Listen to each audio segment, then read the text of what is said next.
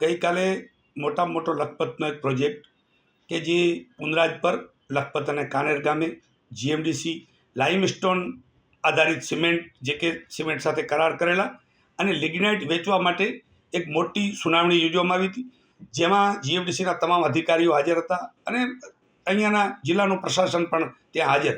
ત્યાં લખપત તાલુકાના તમામ પદાધિકારીઓ પણ આવેલા. સુનાવણીની શરૂઆત થતાં જ વિસંગતા જણાઈ. આગલા દિવસે જીએમડીસીના અધિકારીએ કીધું કે 1:30 વાગે સુનાવણી થશે, પણ ખરેખર 12:30 વાગે સુનાવણી થઈ. જાહેરાતો પણ ખોટી કરી. ત્યાં કને 500 બહેનોને બોલાવવામાં આવ્યા હતા. એ બહેનો અમારા પુનરાજ પર બૈયાબો કે લખપત ગામની નહોતા, એટલે એ બહેનો પોતે પણ એમને એમ લાગ્યું કે અમને કોઈ કે ખોટી રીતે પ્રલોભન આપીને અહીંયા લઈ આવ્યા છે. ખરેખર લખપત તાલુકામાં પ્રતિનિધિઓ રજૂઆત કરતા હોય અને બહેનોને બોલાવવા એ જીએમડીસીએ પહેલ કરી છે કે જેને ખબર જ નથી સુનાવણીની. પ્રભાવિત લોકો પોતાનો પ્રશ્ન મૂકી શકે. હું પણ પ્રભાવિત ગામમાંથી, ત્યાં બાજુમાં જ મારું સોનલનગર ગામ હોય, હું ત્યાં ગયેલો. ત્યાં અમે લોકો રજૂઆત કરી કે 40 વર્ષથી તમારી જીએમડીસી અહીંયા આવેલી છે, તો 40 વર્ષમાં તમે તમારી માઇન્સ ઓફ ક્લોઝર નથી કરી શક્યા.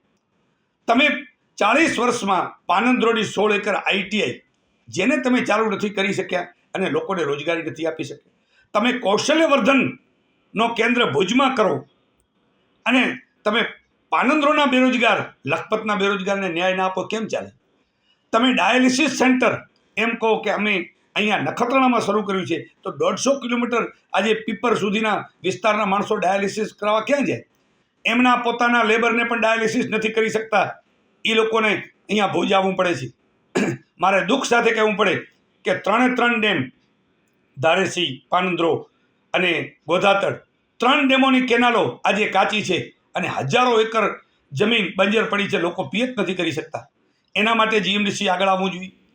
જીએમડીસીએ એ વિસ્તારની અંદર આરોગ્યમાં, જે વિસ્તારની અંદર 24 સપ્ટેમ્બરે 15 થી 17 બાળકોના મૃત્યુ સાનંદરોના આજુબાજુ ગામડાઓમાં થયા, અને એમાં જો જીએમડીસીની કદાચ ત્યાં સારી સુવિધા હોત, એમ્બ્યુલન્સો હોત કે એના સારા દવાખાના હોત, તો અનેક લોકોના જીવ બચી શક્યા.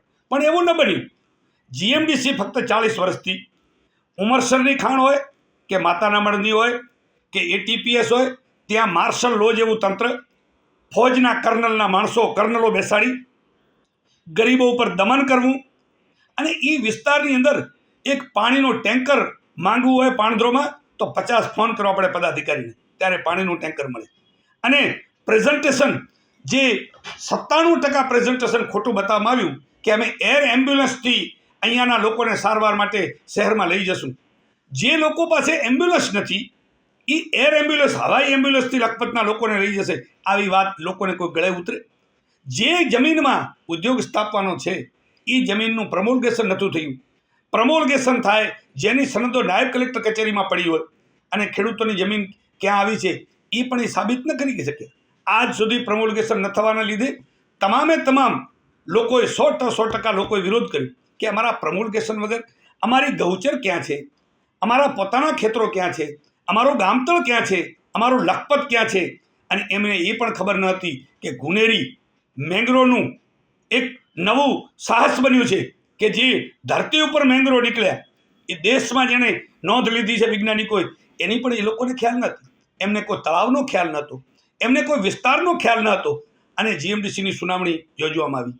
જીએમડીસી એક ભ્રષ્ટાચારી કંપની હોય એવી સાબિત થઈ ત્યાં કને સ્થળ ઉપર, અને તમામે લોકોએ બહિષ્કાર કર્યો કે અમારું પ્રમોલ્ગેશન ન થાય ત્યાં સુધી અમે આ ઉદ્યોગ નહીં સ્થાપવા દઈએ. ત્યાં રાજ્યનો વહીવટ ત્યાં હાજર હતું. વિચાર કરો કે એ ગામડાની જમીનો 25 લાખમાં, જેના 30 લાખ રૂપિયા ભાવ આવવાના છે, એ આજથી 2 વર્ષ પહેલાં લોકોએ વેચાતી લઈ લીધી છે. એ જીએમડીસીએ લીકેજ કર્યું અને રાજ્ય બહારના લોકોએ એ જમીનો ખરીદી લીધી. એટલે એક મોટું કૌભાંડ કરવામાં આવ્યું.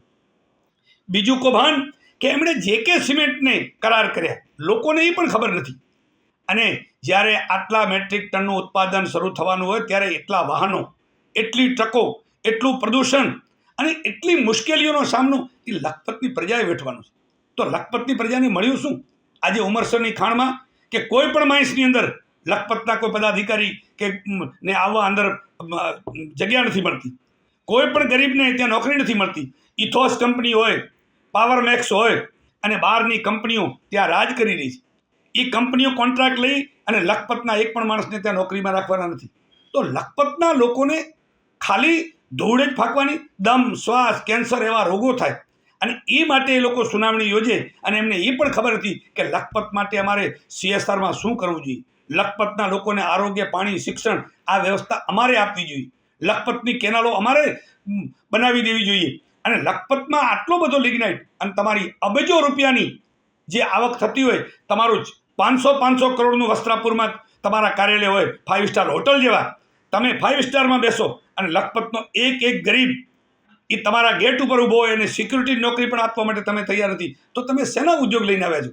તમારા ઉદ્યોગમાં ચોખ્ખી નીતિ હોવી જોઈએ કે અમે લોકોને પ્રમોલ્ગેશન કરી આપશું, એની ગૌચર ખોલી કરી આપશું, એનો ગામતળ ખોલો કરી આપશું, અમે એના એક બાળકને નોકરી આપશું, અમે આ વિસ્તારમાં CSR તમામે તમામ ફંડની કમિટી બનાવશું અને લોકોને સાથે રાખી અને અમે આ કાર્યો કરશું. તમે એર એમ્બ્યુલન્સની વાતો કરો, તમે એન્વાયરમેન્ટની વાતો કરો, તમે દુનિયાના ફોટા ટીવી ઉપર બતાવો અને લોકોને છેતરો. આવી સુનાવણીનો લોકોએ જબરજસ્ત વિરોધ કર્યો છે. અને આવનારા દિવસોમાં તમામ લોકો, વિસ્તારના ગ્રામજનો, પ્રભાવિત ગામો એ નામદાર સુપ્રીમ કોર્ટ સુધી જશે કે એમનો ટોર કેન્સલ કરવો જોઈએ અને એની સાચી સુનાવણી યોજાય ત્યારે કે જ્યારે આટલી બધી વસ્તુઓની ખાતરી મળે, ત્યારે જ આ સુનાવણી થશે અને ત્યારે જ લોકોને સાચો ન્યાય મળ્યો ગણાશે. અને 40 વર્ષથી GMDCએ જે કાંઈ નથી કર્યું, જે ગેરરીતિઓ કરી છે એની પણ અમે તપાસ કરાવશું. આવું અમે ત્યાં સ્થળ ઉપર પણ કીધું છે અને આખા તાલુકાના આગેવાનો આ વાત સાથે સંમત થયા છે.